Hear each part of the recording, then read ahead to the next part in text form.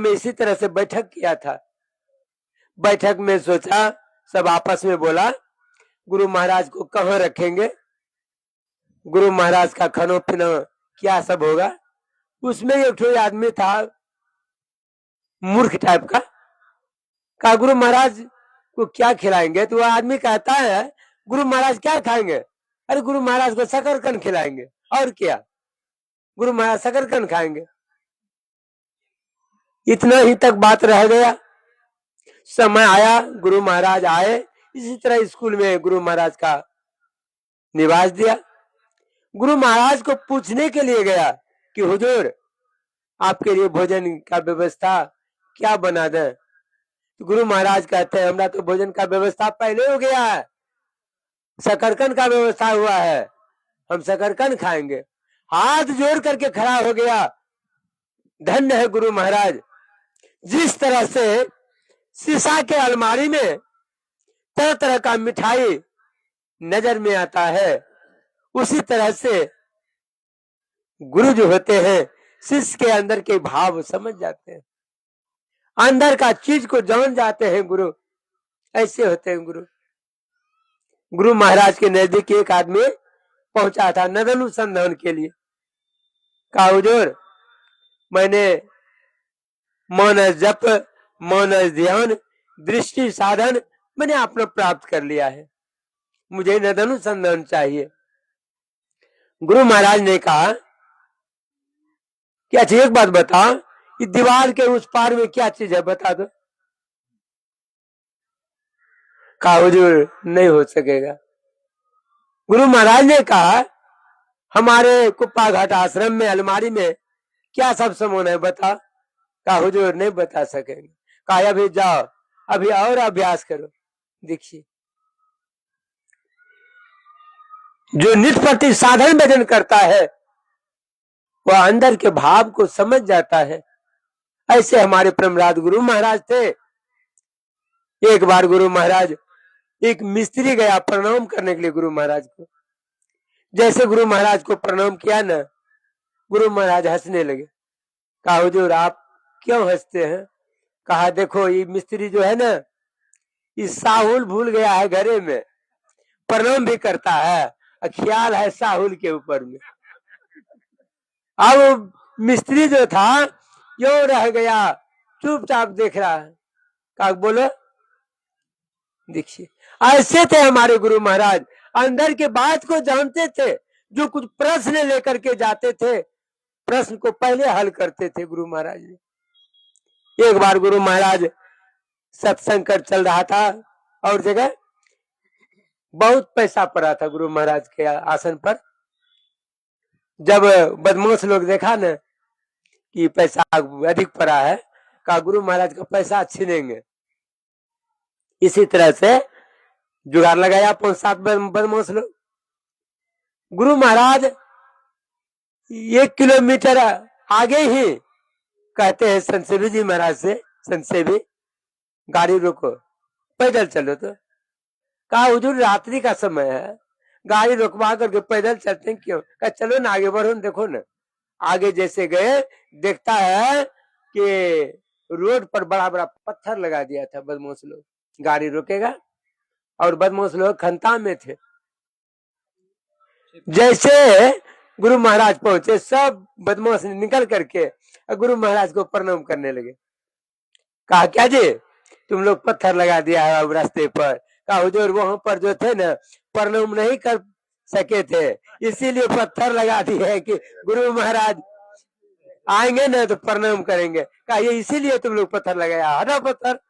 पत्थर हटवाया, गुरु महाराज की गाड़ी आई और चढ़ करके कहा हुजूर हम लोग को भजन भेज दे दीजिए। कहा अभी रात में भजन भेद मिलता है, फलाने जगह सत्संग हो रहा है, चलो वहीं पर भजन भेज देंगे। ऐसे थे गुरु महाराज, अंदर की बात को जानते थे कि आप किस लेकर क्या लेकर के आप पहुंचे। एक बदमाश ने 7 प्रश्न लिख करके ले गए थे गुरु महाराज से, पूछने के लिए गए थे कि आज गुरु महाराज 7 प्रश्न का उत्तर नहीं बताएंगे तो आज दिन से जो है ना गुरु महाराज को हम नहीं मानेंगे। यह सोच करके गए थे, 7 बदमाश गए थे। गुरु महाराज के 7 प्रश्न को लेकर के जेब में कागज लेकर के गया था। गुरु महाराज का प्रवचन चल रहा था, सोचा मन में प्रवचन खत्म होगा तब ना हम प्रश्न देंगे। बैठ गए सुनने के लिए। प्रश्न पॉकेट में ही था और गुरु महाराज ने 7 प्रश्न का उत्तर बारी बारी से दे दिया। कहा धन्य है गुरु महाराज आप। सब तो भजन भेद लिए गुरु महाराज से। आज उन्हीं का देन है जो कि हम लोग उन्हीं का कमाया हुआ खा रहे हैं। किसका कमाया हुआ है? कितना दुख झेले थे गुरु महाराज। पैदल चल करके, गाड़ी बैल पर चल करके सत्संग का प्रचार किए थे गुरु महाराज। सतबा खा करके, सतबा चीज का बांध करके गुरु महाराज जाते थे प्रवचन करने के लिए, ज्ञान को बांटने के लिए। आज हम लोग 4 चक्का से घूरते हैं, एरोप्लेन से देश विदेश जाते हैं। किनका देन है? गुरु महाराज का देन है। गुरु महाराज को एक बार इसी तरह से गए थे, गुरु महाराज को घर में बंद करके बैर का कांटा मुंह पर रख करके घर में आग लगा दिए थे। कितना दुख झेले थे गुरु महाराज, तब ये सत्संग का प्रचार किए। आज देखिए अरबों खरबों की संख्या है। किसका कमाया हुआ खा रहे हैं? गुरु महाराज का कमाया हुआ खा रहे हैं। गाड़ी पर चलते हैं, 4 चक्का पर चलते हैं, देश विदेश जाते हैं। धन्य है गुरु महाराज जो कि उनके सेवा में हम लोग हैं और सेवा का फल मेवा मिल रहा है। आज हम लोग इस कुकरौन नंबर 2 में पूज्य हमारे स्वामी सत्यानंद जी महाराज का पदार्पण होगा। हम लोग आप लोगों से यही निवेदन है, आप लोग तन मन धन से खड़ा रह करके सेवा करेंगे। हम लोग सिसवा में सत्संग किए थे सत्यानंद जी महाराज का।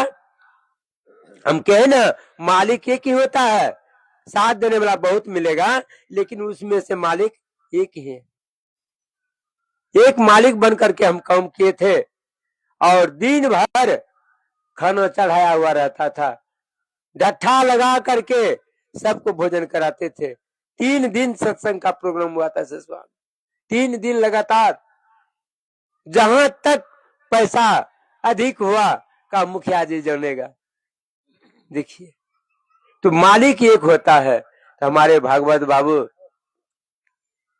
देखिए कम से कम मालिक बन करके आप लोगों को चलाएंगे, आप लोग चलेंगे। मालिक एक ही होता है, जो कहेंगे बात मानेंगे। घर का मालिक एक होता है, यदि 10 ठो मालिक बनेगा घर चलेगा? नहीं चलेगा। इसलिए आप लोग बहुत बड़ा भार उठाए हैं कि ज्ञान यज्ञ को साधारण ज्ञान यज्ञ नहीं है। कहा अन्य क्षेत्रे कृतं पापं पुण्य क्षेत्रे विनश्यते, पुण्य क्षेत्रे कृतं पापं वज्रलेपो भविष्यति। अन्य जगहों का क्या हुआ पाप जो है ये ज्ञानमय यज्ञ में होने से क्षय हो जाता है। यदि यहाँ गलत सलत हो जाए, कहा संसार के किसी कोने में आप चले जाइए, तपस्या नहीं क्यों कीजिए, वो वज्र के समान हो जाता है, वो कटता नहीं है। इसलिए इस यज्ञ को महान यज्ञ कहा गया है, ज्ञान यज्ञ कहा गया है। और यज्ञ में आपको धन खर्च होता है, लेकिन यहाँ पर जो है ज्ञान यज्ञ खर्च होता है, ज्ञान का प्रचार प्रसार होता है। इसलिए आप लोग तन से मन से धन से इस यज्ञ को पूरा करेंगे। और अभी जो है हमारे भूमि पूजन के लिए हम लोग सब एकत्र होकर के भूमि पूजन को सफल बनावे। बोलिए प्रेम से श्री सद्गुरु महाराज।